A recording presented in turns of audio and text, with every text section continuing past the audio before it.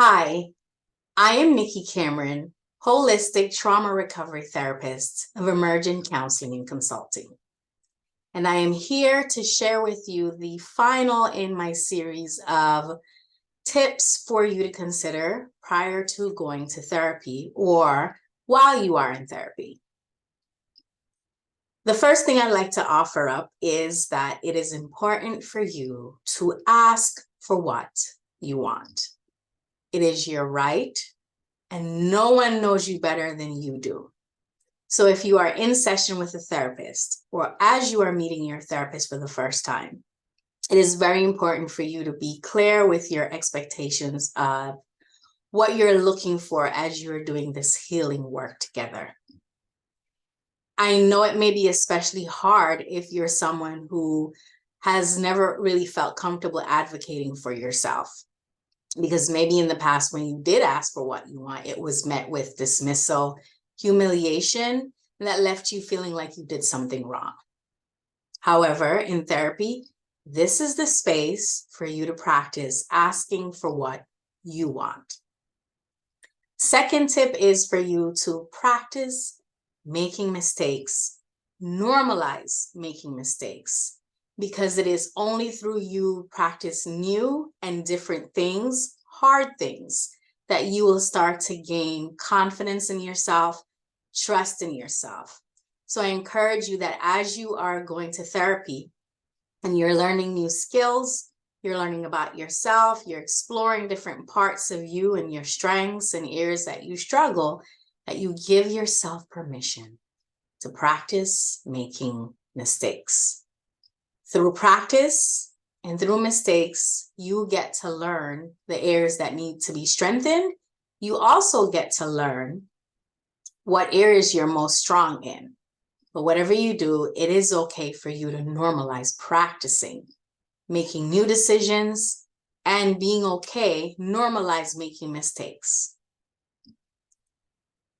Third on my list is the importance of recognizing that although you may have family or friends that you generally want to be a source of support for you through this healing journey, that they might not be a good fit for you. They might not be an ideal source of support for you. It is important that you take a minute to evaluate relationships you're in that you're wanting to use to support you through this hard work and determine what might it be costing you and what are the benefits of being in these relationships. Oftentimes we may go to family or friends looking for support, looking for validation, and walk away feeling, why did I bother? Because now I feel misunderstood and now I'm pissed off and irritated more than when I went in to the conversation. So evaluate whether the people you're looking to be an ideal source of support for you is actually the right fit. I encourage you to tap into support groups. I encourage you to utilize them. I encourage you to be open to exploring, meeting new people. And I know what I'm asking is hard. It is not very easy to recreate your tribe. However, the tribe you have now might not be the ideal tribe for you to support you through your healing journey. And lastly, just because you're trying new things, such as setting boundaries, a different way of looking at things, a different way of thinking about yourself, different experiences, just because you're trying new things and it feels wrong doesn't mean it's dangerous. And it doesn't mean it's wrong. And it doesn't necessarily make it unhealthy. Our brains like to do things that feel right, feel comfortable, that keeps us safe, because our brain's number one job is to keep us safe. So as you're trying new things, new experiences, you may find that anxiety shows up or fear shows up. However, it doesn't necessarily make it wrong. It doesn't necessarily make it dangerous. However, it may feel this way. And this is why it's important for you to process through.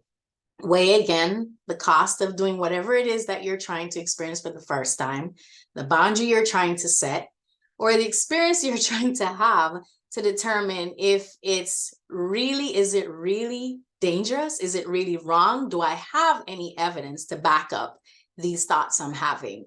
Or is this my distorted way of looking at it in order to keep myself safe?